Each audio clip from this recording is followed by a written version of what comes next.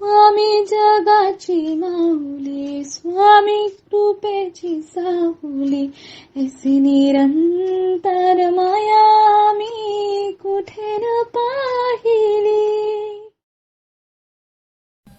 श्री स्वामी समर्थ. सर्व मित्रमैत्रिणींचे आपल्या श्री दत्त अनुभूती परिवारामध्ये सहर्ष स्वागत आहे. स्वामींची कृपा तुमच्यावर निरंतर बरसू दे. आज मी तुम्हाला स्वामी भक्त श्री गोपाळ बुवा केळकर लिखित बखर क्रमांक 9 सांगणार आहे. त्यापूर्वी तुम्हाला एक विनंती करते की आपल्या श्री दत्त अनुभूती या चॅनलला सबस्क्राईब जरूर करा. शेअर, लाईक, कमेंट्स करायला विसरू नका. आणि तुमच्याकडेही दैवी अनुभव असतील तर ते आपल्या 9137411207 या नंबरवर व्हॉट्सअप करा. आपण ते हजारो भक्तांपर्यंत पोहोचू, भक्तीचा प्रसार करूया आणि आनंद पसरूया. श्री स्वामी समर्थ.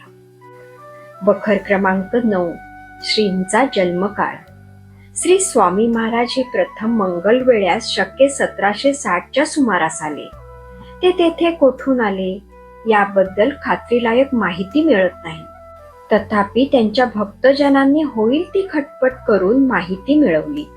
ती अशी: उत्तर हिंदुस्थानात श्री भागीरथीच्या उत्तरेस मोठे अरण्य आहे. तेथे योगी लोक तपश्चर्या करीत असतात. त्या वनात एका वारुळात स्वामी महाराज तपश्चर्या करीत असता एक लाकूड तोड्या लाकडे तोडीत तोडीत महाराजांच्या वारुळाजवळ आला. त्याने कुऱ्हाडीचे घाव वारुळावर केले. ते महाराजांच्या मांडीस लागले. पुढे ते त्यांच्या मांडीवर दिसत असत. लाकूड तोड्याने एका अर्थी जगावर उपकारच केले.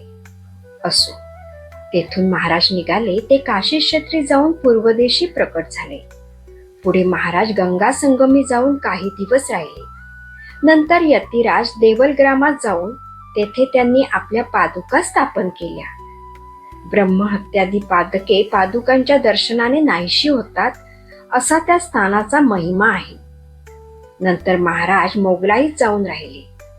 तेथे मठ स्थापन करून त्यास 8 गावची जहांगिरी मिळवून दिली. शिष्यांकडे मठ सोपवून दिला व महाराज पुढे चालते झाले. त्यावेळी महाराज चंचल भारती या नावाने प्रसिद्ध होते.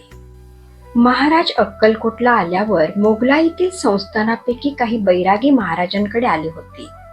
त्या मठासंबंधी काही लढथड पडल्यामुळे मूळ संपादक म्हणजे संस्थापक जे स्वामी महाराज अथवा चंचल भारती त्यांची सही आणावी म्हणजे संस्थानाच्या कामाचा निकाल करू असे सरकारचे म्हणणे होते. परंतु महाराजांनी त्यांना सही दिली नाही. पुढे महाराज रामेश्वराला गेले. तेथून उडुपी क्षेत्रात जाऊन पंढरपुरास आले. नंतर मंगळवेढे गावी महाराज प्रसिद्धीस आले. महाराजांचे वय 400 ते 500 वर्षाचे होते असे लोक सांगतात. पण त्यांच्या वयासंबंधी खात्रीलायक माहिती मिळाली नाही. ते फार जुनाट पुरुष होते हे मात्र प्रत्येक जण कबूल करी. येथे बखर क्रमांक 9 समाप्त होते. श्री स्वामी समर्थ.